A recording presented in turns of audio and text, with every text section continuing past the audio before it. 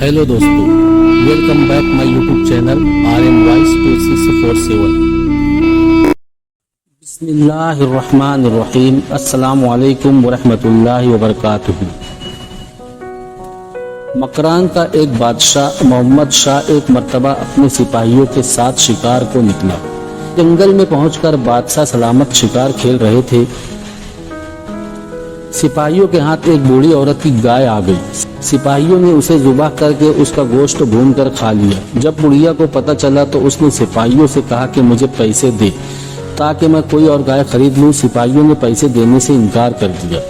अब वो बूढ़ी परेशान हुई। उसने किसी आलिम को बताया कि मेरा तो रोजी का दार मदार इसी गाय पर था। ये सिपाही इसको भी खा गए और अब पैसे भी नहीं देते। अब मैं क्या करूं? उस गुलाम ने बुढ़िया को मशवरा दिया कि बादशाह नेक आदमी है, तुम सीधी जाकर बादशाह से बात करो, वो जरूर तुम्हारा मसला हल कर देगा। बेचारी बुढ़िया बोली कि मुझे ये सिपाही बादशाह के पास भी नहीं जाने देते। उस आलिम ने कहा कि मैं तुझे एक तरीका बता देता हूँ कि परसों बादशाह अपने घर जाएगा। उसके घर के रास्ते में एक दरिया है और उसका एक ही पुल है। वो उस पुल से लाजमी गुजरेगा। तुम उस पुल पर पहुँच जाना और जब बादशाह की सवारी से वहाँ से गुजरने लगे तो उसकी सवारी ठहरा कर तुम अपनी बात बयान कर देना। चुनांचे तीसरे दिन बुढ़िया पहुँच गई। बादशाह की सवारी पुल पर पहुँची तो बुढ़िया तो पहले ही इंतजार में थी। उसने खड़े होकर बादशाह की सवारी रोक ली।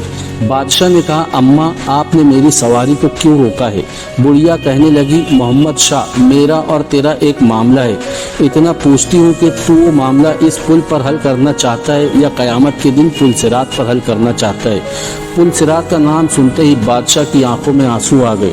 वो नीचे उतरा और कहने लगा, अम्मा मैं अपनी पगड़ी के पाँव पर रखने के लिए तैयार हूँ। आप बताएं कि आपको क्या तकलीफ पहुंची है? बादशाह बोला, अम्मा मुझे माफ़ी दे दो, मैं क़यामत के दिन पुलसिरात पर किसी झगड़े का सामना करने के काबिल नहीं हूँ। चुनांचे उस बुढ़िया ने अपनी बात बता दी। बादशाह ने उसे 70 गायों के बराबर कीमत भी दे दी और माफ़ी मांगकर उस बुढ़िया को राज़ी भी किया ताकि क़यामत के दिन पुलसिरात पर उसका दामन कोई न पकड़े। मुअज़्ज़ज़ नाज़रीन, वीडियो अच्छी लगी हो तो चैनल को सब्सक्राइब कर दे। जज़ाकल्लाहु खैर।